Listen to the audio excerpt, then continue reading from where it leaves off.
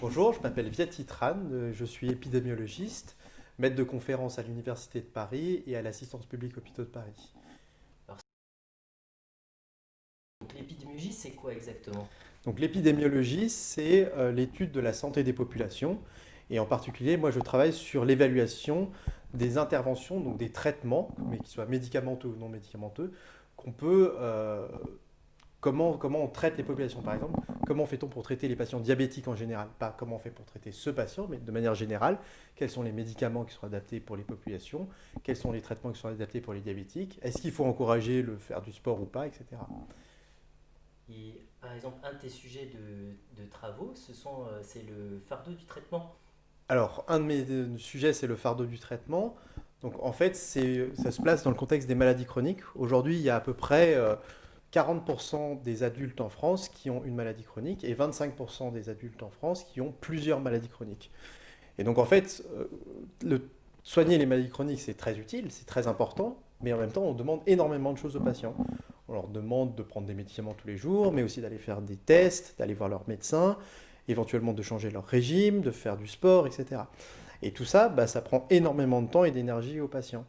Et pour certaines maladies ou dans certaines situations, ce qui est amusant, c'est qu'on dégrade plus la qualité de vie des patients en leur demandant de faire un millier de choses plus tôt, et c'est même plus grave de temps en temps que la maladie. Donc une médecine idéale, c'est une médecine qui trouve un équilibre entre le fardeau de la maladie ou l'impact de la maladie sur la vie des gens, y compris les conséquences à long terme, et puis le fardeau de ce traitement, la difficulté qu'on a à supporter un traitement au long cours, etc.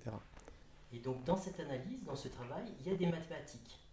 Alors dans mon métier de manière plus générale, il y a des mathématiques, il y a beaucoup de statistiques et de probabilités, parce que je m'intéresse à la santé des populations, donc on fait beaucoup de statistiques. Et que tu as beaucoup de données et d'enquêtes, c'est ça?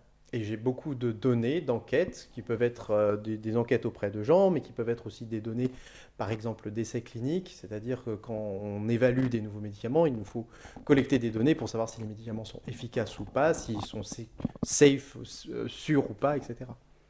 D'accord. Et donc, par exemple, on a pas mal entendu parler de ces essais cliniques, en particulier pour les vaccins ou pour l'hydrochloroquine. Un essai clinique, c'est quoi exactement? Bah, en fait, quand on a un nouveau médicament, plutôt pas un nouveau médicament, ou une molécule qui n'a pas été évaluée dans une indication donnée, par exemple l'hydroxychloroquine, c'est plutôt une vieille molécule, mais dans le Covid, on s'est dit peut-être que c'est un médicament efficace dans cette nouvelle maladie. Et donc là se posent plusieurs questions. C'est un, est-ce que c'est efficace? Deux, est-ce que ça ne peut pas poser des effets secondaires graves? Donc l'idée, c'est qu'on va faire des expériences sur des êtres humains pour évaluer ces traitements. Donc ça, c'est un cadre extrêmement réglementé et ça s'appelle des essais cliniques. Alors on parle beaucoup d'essais cliniques, c'est un peu compliqué, mais il y a des essais cliniques qui sont des fois euh, des essais randomisés où en fait on va tirer au sort le fait que les gens vont avoir le nouveau traitement ou par exemple un placebo ou pas de traitement. Il y a aussi des essais cliniques non randomisés. Par exemple, on dit on va traiter les patients de ce centre-là avec ce traitement expérimental et puis on va comparer leur devenir, s'ils vont mourir ou pas, s'ils vont avoir du virus ou pas, etc., avec des patients d'un autre centre. Donc c'est ça les essais cliniques. On fait des expériences sur des êtres humains, mais c'est quand même très très très réglementé. Et donc, en fait, les mathématiques sont aussi là pour contrôler ces expériences et connaître leur fiabilité, c'est ça? Bah, les mathématiques sont omniprésentes dans ce truc-là. C'est-à-dire que l'idée, c'est qu'on va, par exemple, mesurer le devenir des patients dans notre essai clinique. Et on va avoir des gens qui sont traités par un traitement, et puis des gens qui ne sont pas traités. Donc, par exemple, ils ont eu un placebo, donc un faux traitement, ou ils n'ont pas eu de traitement du tout. Et on va regarder, par exemple, en moyenne, si bah, le devenir des patients qui ont eu le traitement est meilleur ou pas. Donc là, tout de suite, il va y avoir des statistiques, et on va avoir des notions de précision, de crédibilité, de validité, etc., qui vont intervenir. D'accord. Et donc, toi, comment tu évalues la quantité de mathématiques que tu fais dans ton travail? Donc, moi, au quotidien, je fais beaucoup de mathématiques, donc je traite des données tous les jours, mais évidemment, je ne suis pas un mathématicien et je suis aidé par des collègues qui sont spécialisés, par exemple, dans les biostatistiques, etc. Donc, après le baccalauréat, j'ai fait médecine, ça dure à peu près 10 ans, et parallèlement à mes études de médecine, quand j'étais interne, donc plutôt vers la fin des études de médecine, j'ai fait en parallèle un master 2 en épidémiologie, et puis j'ai enchaîné avec une thèse en épidémiologie. Donc j'ai à la fois une formation de médecin et une formation scientifique en épidémiologie. Et est-ce que tu as choisi l'épidémiologie pour les mathématiques? comment dans ton cursus de médecine, comment s'est fait le choix pour l'épidémiologie? Bah alors ça, c'est une bonne question. Quand j'étais petit, c'est-à-dire quand j'étais tout au début, je voulais faire plutôt une carrière scientifique. Après, j'ai fait médecine, j'étais très content de faire médecine et j'aimais beaucoup soigner les patients. Et je pense que j'ai essayé de trouver un équilibre entre ces deux amours quand j'étais en master et puis en thèse.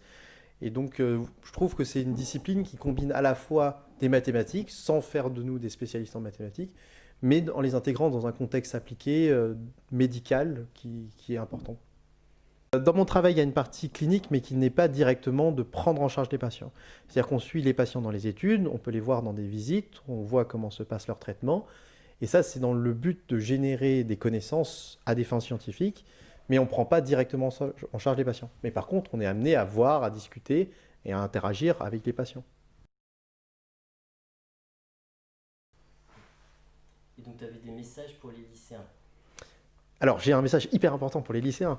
Euh, Quand on veut faire des études médicales, les premières années en fac de médecine seront axées sur un programme scientifique, des maths, de la physique, de la biologie, où il y a un énorme prérequis dans ces différentes matières, et en particulier sur les maths.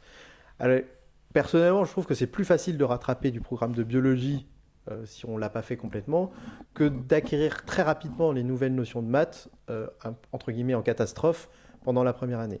Et donc, rien que pour survivre aux premières années, avoir un background de mathématiques est important. Ça, c'était le Et, message d'intérêt public. non, oui, et sur le fond, du coup, tout ce que tu. Est-ce que voilà, avoir quelques notions de maths, c'est quand même utile pour les années suivantes ou pas? Alors, oui et non. En fait, le médecin, dans son exercice quotidien, il a besoin des maths pour globalement deux choses. La première chose, c'est que les médecins ont besoin de se tenir au courant des avancées de la science médicale, et donc ils doivent être capables de comprendre et de lire des articles scientifiques, en particulier où il y a beaucoup de statistiques dedans. La deuxième chose, c'est qu'il y a une part de maths qui peut intervenir dans certaines disciplines, par exemple euh, avec de la biophysique. Par exemple, je ne sais pas, les cancérologues qui travaillent avec les rayons travaillent beaucoup avec de la physique et donc sont amenés aussi à faire des maths au quotidien. Les radiologues peuvent être amenés à faire des maths au quotidien. Par contre, les médecins généralistes, moins.